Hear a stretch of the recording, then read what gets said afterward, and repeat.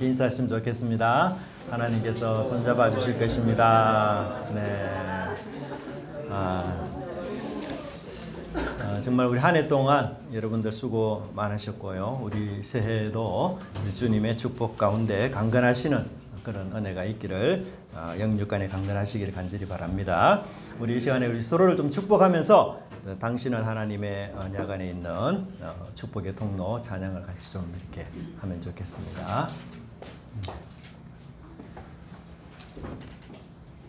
한 해 동안 수고하셨고 또 오늘 우리 새로 임직을 받으신 직분을 받으신 분들 또 수고해 주시라는 뜻으로 한번 찬양했으면 좋겠습니다. 당신은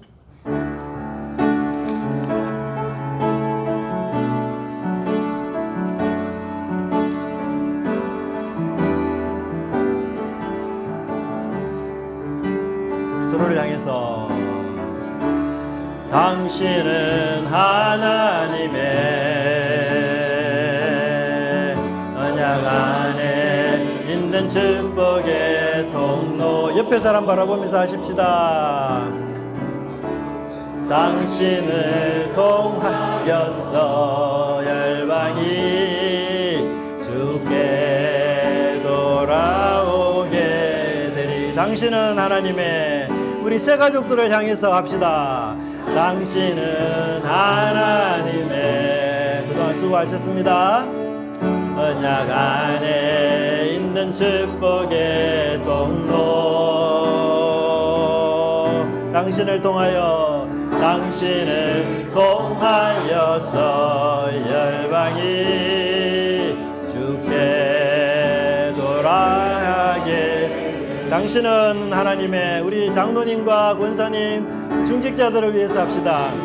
하나님의, 한 해 동안 수고 많으셨습니다. 감사합니다 하는 마음으로 언약 안에 있는 축복의 통로. 당신을 통하여서 열방이 주께 돌아오게 되리.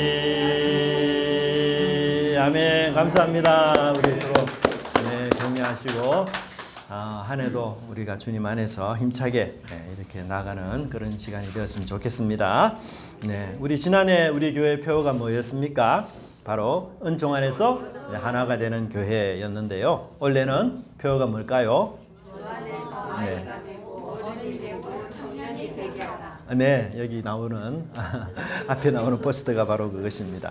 주 안에서 아이가 되고 그 다음에 어른이 되고 그 다음에 청년이 되게 하소서라는 표입니다. 사실 이 본문은 제가 작년 초에 수요일마다 설교했던 이런 본문이었는데요.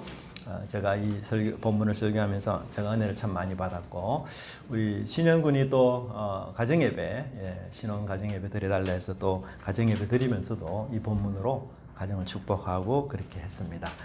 주 안에서 우리가 아이가 되고 어른이 되고 청년이 되는 이런 다양한 모습을 우리가 가지게 되면 좀 하나님이 너무너무 기뻐하실 것이라는 마음이 있어서, 그래서 몇 주 동안 이 주제로 우리가 함께 설교하면서 은혜를 나누면 좋겠다 하는 생각이 듭니다. 첫 번째로 우리가 진실된 사랑은 반드시 독점적이다는 것입니다. 참 세월이 너무 많이 변하고 바뀌고 있습니다. 과거에는 정말 생각지도 못할 일들이 사회 여러 곳에서 일어나고 있는 것을 보게 됩니다. 물론 뭐 변하고 또 달라져야 될 것, 또 구태의연한 것, 뭐 이런 잘못된 습관, 풍습, 문화, 뭐 이런 것들이 사라지는 것은 참 좋은 일입니다.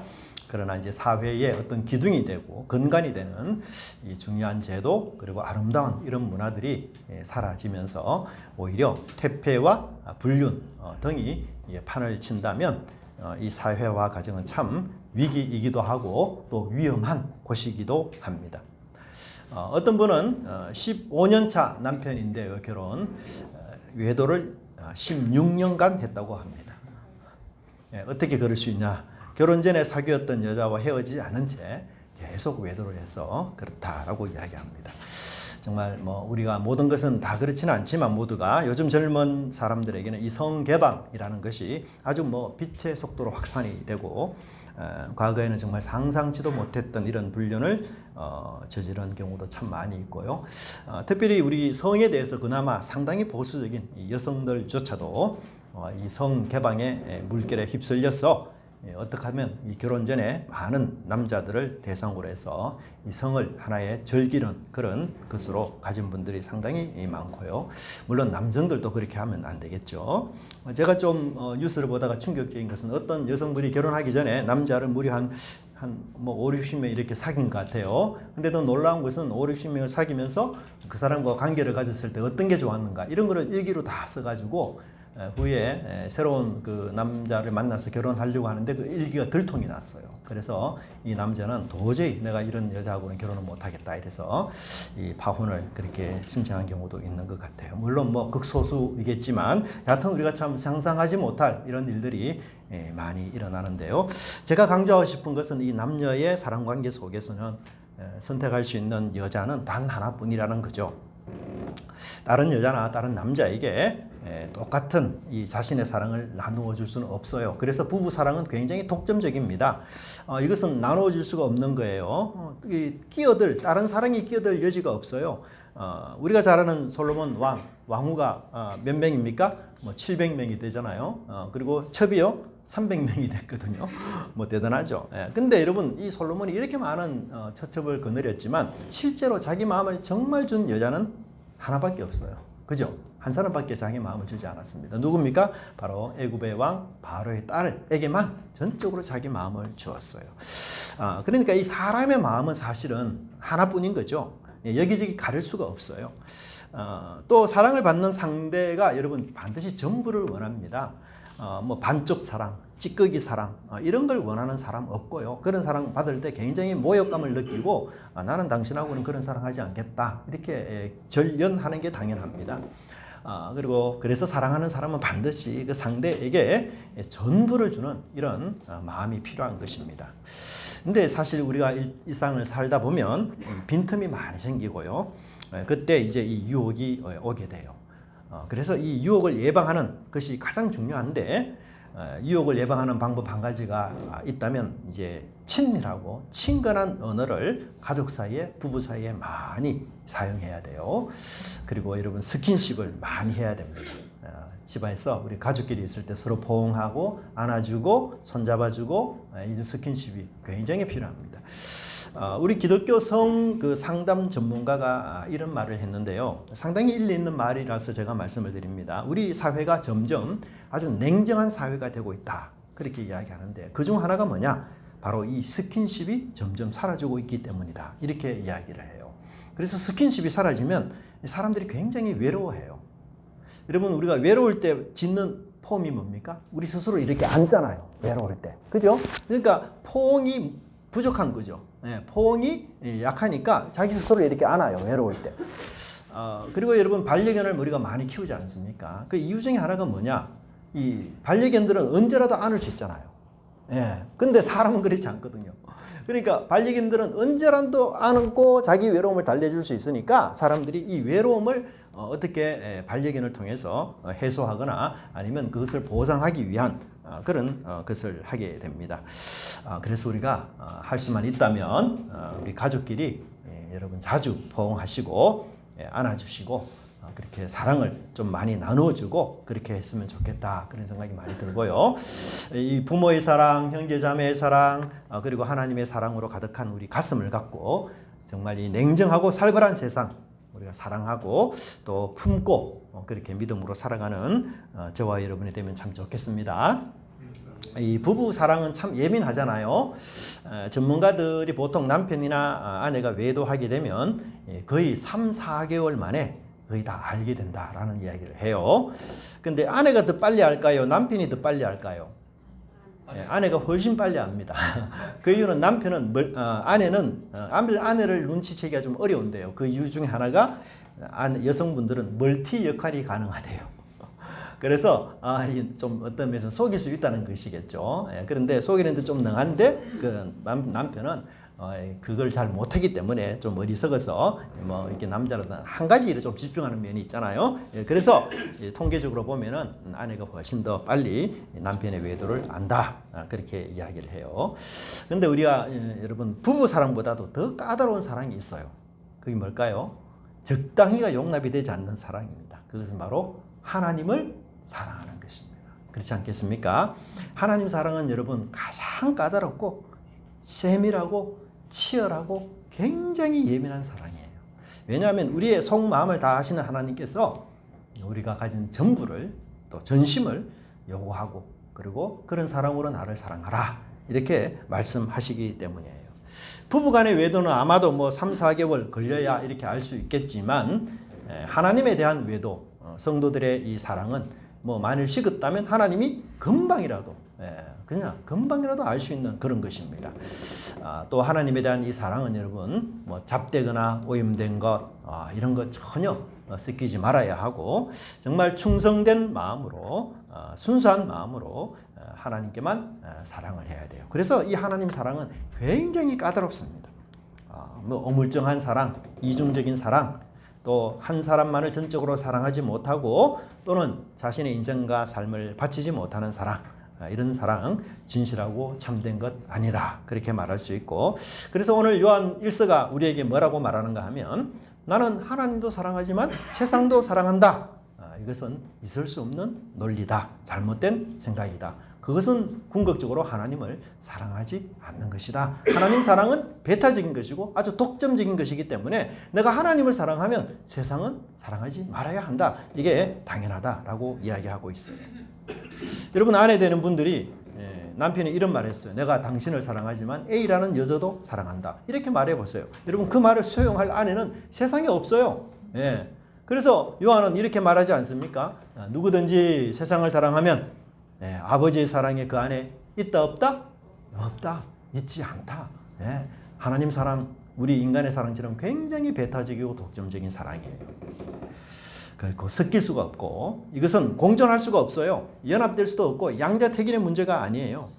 이것 아니면 저것이어야 하는 것입니다. 빛과 어둠이 마치 공존할 수 없는 것처럼 하나님 사랑과 세상 사랑은 정말 배타적이고 독점적인 사랑이라는 것 우리가 반드시 좀 기억하면 좋겠다는 생각이 듭니다. 그래서 우리가 하나님을 사랑하되 정말 전심을 다해서 전력을 다해서 마음을 다해서 성품과 뜻을 다해서 그렇게 사랑하는 저와 여러분의 삶이 되기를 간절히 바랍니다. 두 번째는 우리가 하나님의 자녀로 변화되었다는 사실입니다.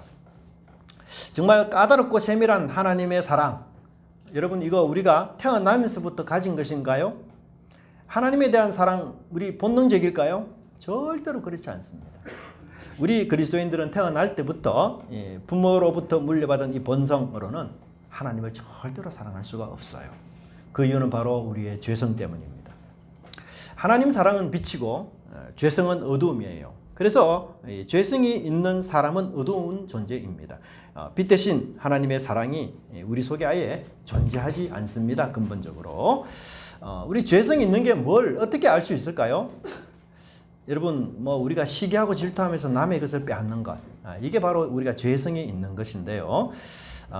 아이들이 정말 여러분 얼마나 천진난만하고 귀엽습니까?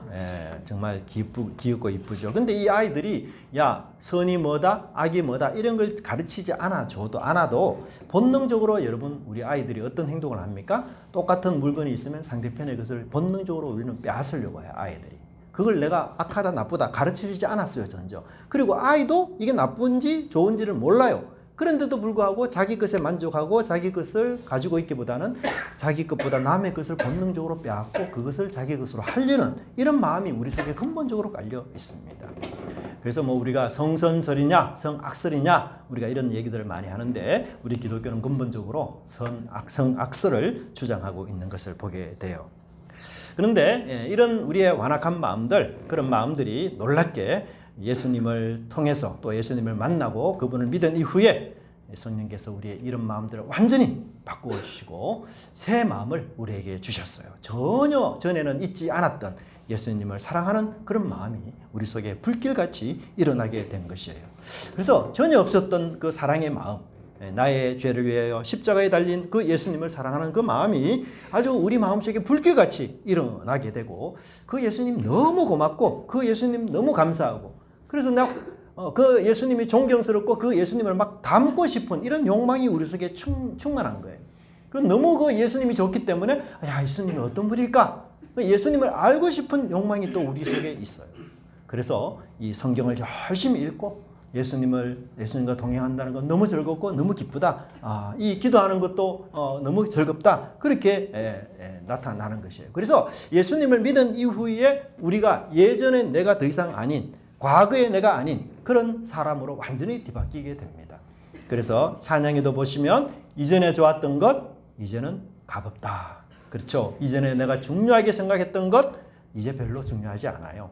예전에 1순위였던 게 있습니다. 물질이나 성공이나 기타 세상의 많은 것들 그런 것들 얻는 게 나에게 1순위였어요. 근데 이제는 예수님 사랑이 1순위 그리고 하나님 말씀을 듣고 어찌하면 내가 예배 참석하면서 기도하고 하나님을 위해서 선한 삶을 사는 것 이게 우리의 1순위의 삶으로 바뀌어버립니다.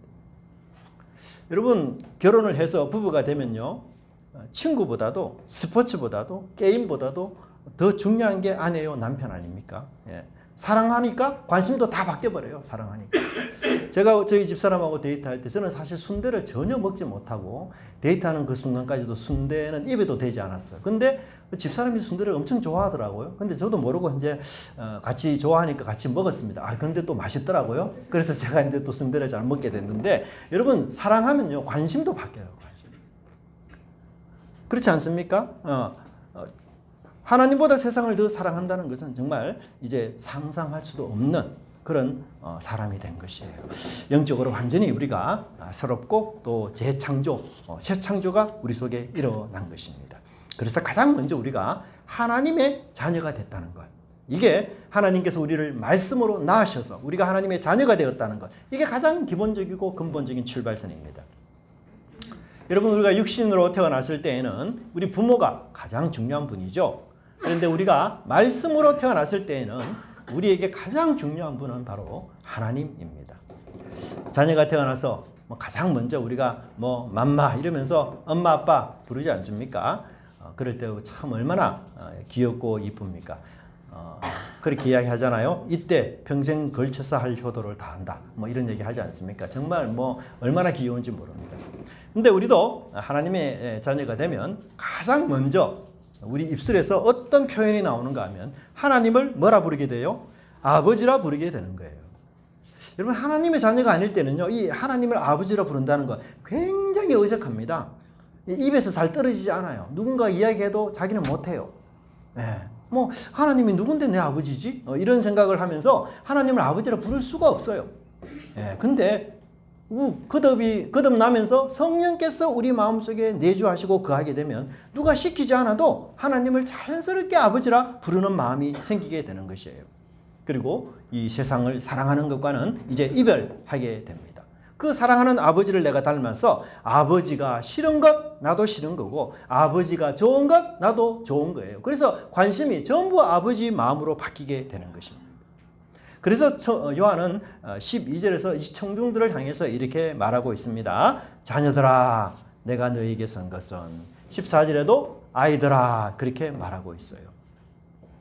여기 우리가 성경을 보면 자녀들이라는 호칭 외에도 두 가지 호칭이 더 나오죠. 하나는 아비들이요. 하나는 청년들입니다.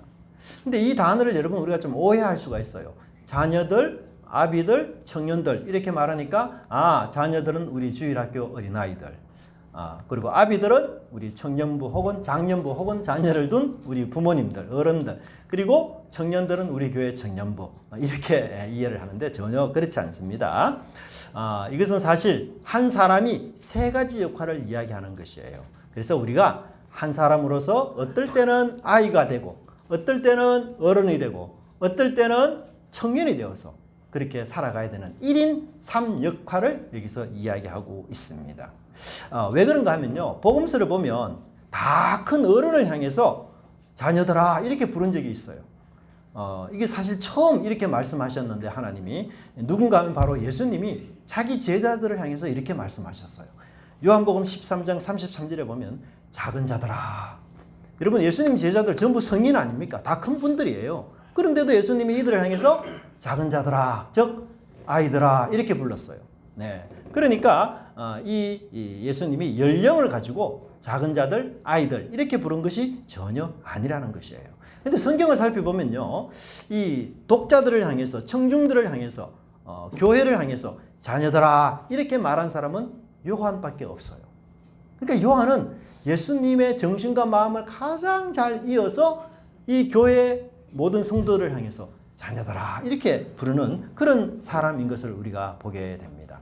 그래서 이 성도가 가져야 될 세 가지의 정체성, 그래서 우리가 올해는 꼭 이 세 가지 정체성을 여러분 꼭 가지기를 바랍니다. 때에 따라서는 내가 자녀가 되어야 되고, 또 상황에 따라서는 내가 어른이 되어야 되고, 또 청년들이 되는 것. 여러분 우리 교회 아빠를 보십시오. 교회에서는 우리 집사님으로 역할하고, 회사에서는 직원으로 역할하고, 가정에서는 아빠로. 그래서 1인 3역하지 않습니까? 이처럼 우리 성도들도 관계 속에서 세 가지 역할을 해야 돼요. 그래서 이 아비들의 하나님 앞에서는 우리가 항상 자녀의 모습을 가져야 돼요.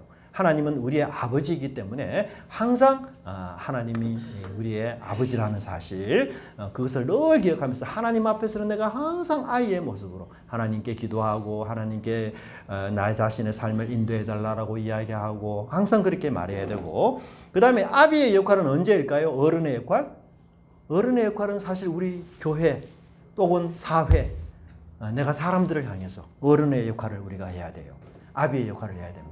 우리 사회에 어른이 참 없다는 것, 이게 굉장히 참 부끄러운 일 아니겠어요? 나이가 든다고 해서 어른 되는 게 아니죠. 어른의 마음을 가져야만 그때 비로소 우리가 어른이 돼요. 그래서 하나님 앞에서는 내가 아이로 하나님께 기도하며 하나님께 인도를 구하고, 하나님께 묻고 하나님을 도와달라고 하고 하나님께 의지하지만, 그러나 세상 앞에서, 교회 앞에서, 이웃 앞에서는 내가 어른으로서의 역할, 아비로서의 역할, 책임지고 그들을 사랑하고 그들을 돕고 그들을 섬기는 이런 멋진 모습을 우리가 가져야 되는 것이에요. 그리고 이 사탄을 향해서는 또 어떤 모습을 가져야 됩니까? 청년의 모습으로, 혈기왕성한 힘이 있는 그런 청년의 모습으로 우리가 사단을 말씀으로 싸워서 이겨야 된다는 것을 우리가 성경을 말씀을 이야기하고 있어요. 그래서 저는 우리 교회 성도님들이 이번 한 해 동안 이 신앙생활 할 때 정말 이 세 가지 역할 꼭 우리가 기억하면서 그렇게 해서 우리 믿음의 경주를 잘 달리면 좋겠습니다.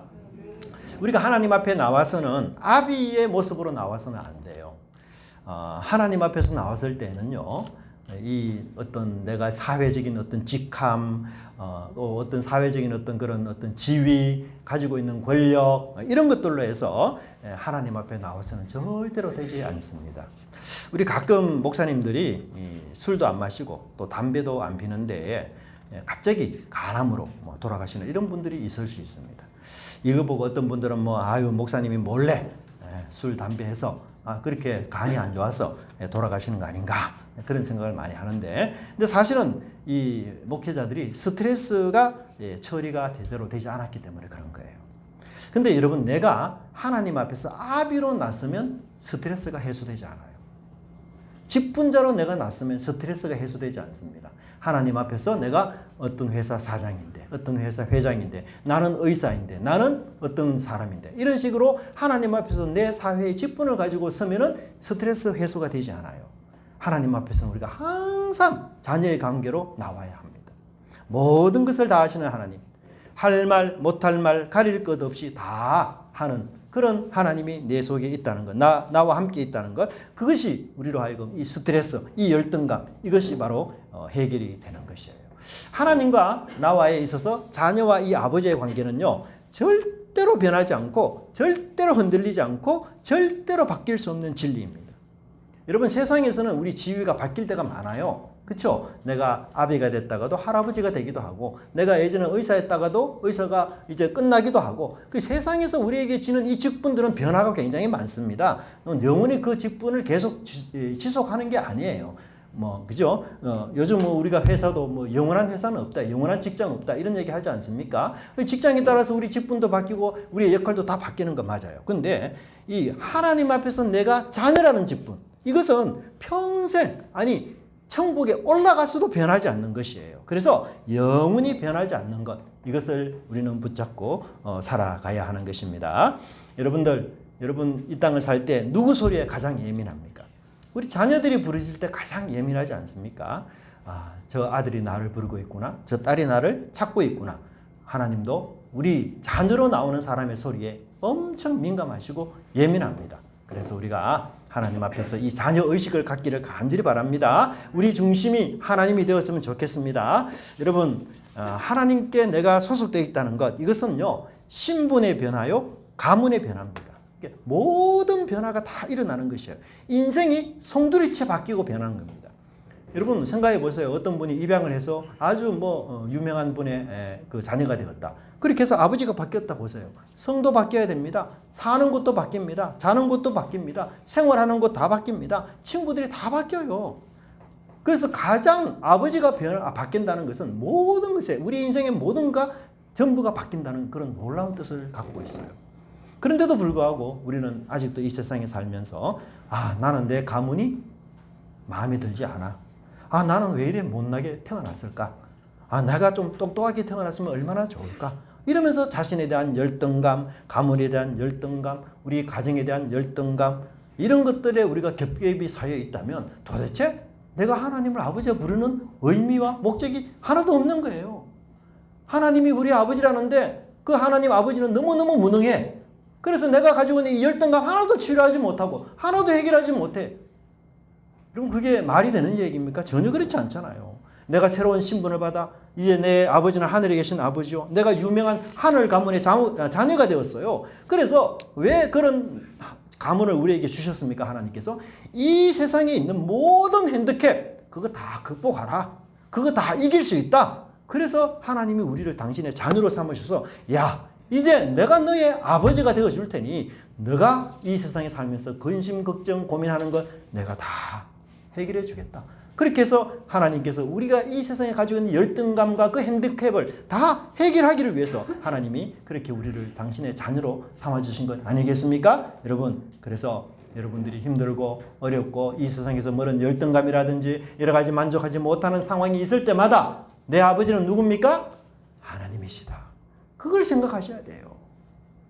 그 하나님의 아버지라는 사실에 우리가 힘을 얻고 용기를 얻어서 이 세상이 우리에게 주는 여러 많은 핸디캡으로부터 우리가 벗어나서 하나님의 온전한 자녀로 우리가 살아가는 것, 그것이 참 중요합니다.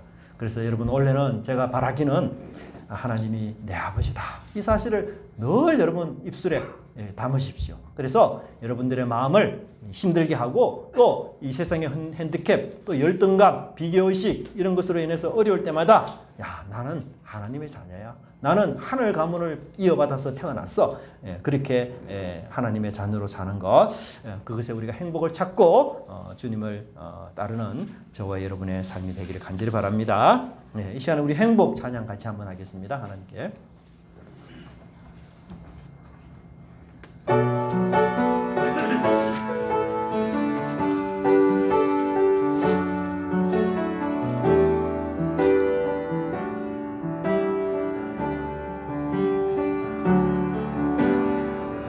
화려하지 않아도 정결하게 사는 삶, 가진 것 없이 적어도 감사하며 사는 삶, 내게 주신 작은 힘 나눠주며 사는 삶, 이것이 나의 삶의 행복이라오.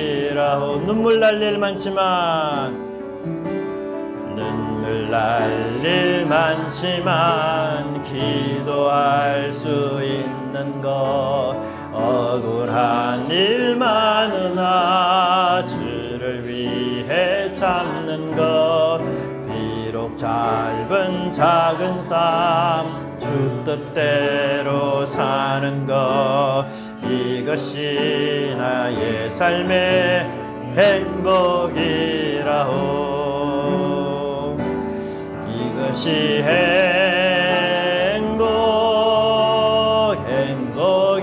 행복이라오. 세상은 알 수 없는 하나님 선물, 이것이 행복이라오.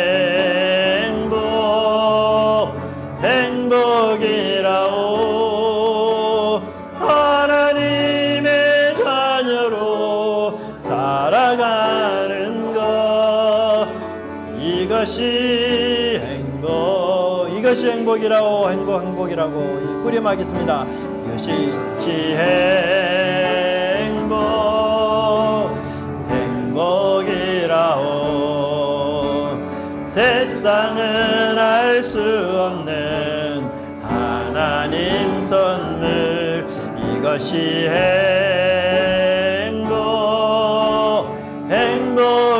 행복이라오.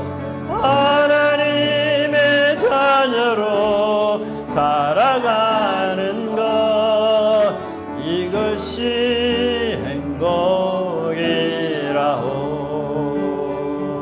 여러분, 우리 함께 좀 기도했으면 좋겠습니다. 원래 하나님 내게 힘들고 어려운 일 있을 때마다 하나님 내 아버지지요, 하나님 내 아버지지요, 이렇게 우리가 고백하면서 힘들고 어려운 일도 우리가 극복하고 우리의 핸디캡과 열등감도 극복하고 하나님의 자녀로서 주님의 뜻을 행하며 떳떳하게 살아가는 올 한 해가 될 수 있도록 하나님 도와주옵소서. 이렇게 해서 우리가 하나님 아버지께 기도하는 시간 갖도록 하겠습니다.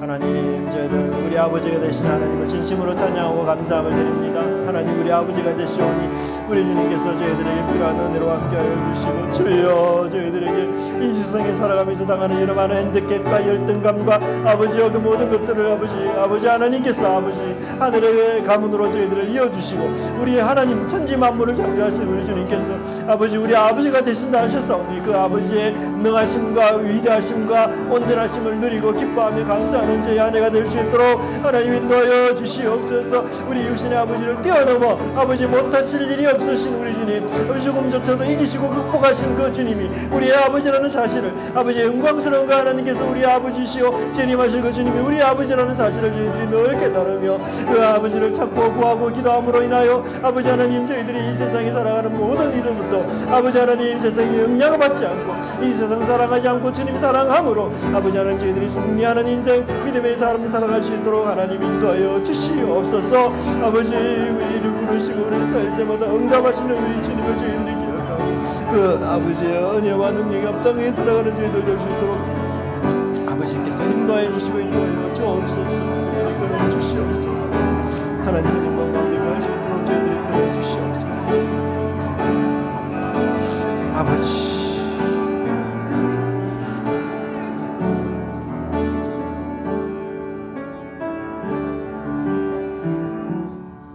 하나님, 정말 위대하고 놀라신 우리 주님께서, 하나님께서 온 천지 만물을 지으시고 또 세상의 모든 것을 주권적으로 이끄시고 인도하시며 오늘도 생명을 공급하시고 온 세상이 하나님의 주권 아래에서 이렇게 이어져가는 그 위대하신 하나님, 영광의 하나님, 거룩의 하나님께서 우리의 아버지가 되신다는 이 놀랍고도 감격스러운 사실을 저희들이 올 한 해도 잊지 않고 어렵고 힘들고 또 우리 자신을 스스로 열등감에 빠지게 하는 그런 여러 많은 일이 있을 때마다 우리가 하늘 가문의 사람이요 하나님께서 우리 아버지라는 이 사실 하나 때문에 넉넉히 이 세상을 이기고도 남음이 있도록 인도하여 주옵소서. 그리하여 세상 사랑이 아니라 하나님 사랑하는 일에 저희들이 최선을 다하며 주의 백성과 자녀로서 행복한 삶 살아갈 수 있도록 은혜 베풀어 주옵소서. 감사드리고 예수님 이름으로 기도드리옵나이다. 아멘. 우리 찬송가 455장 찬송하면서 주일 헌금 드리겠습니다.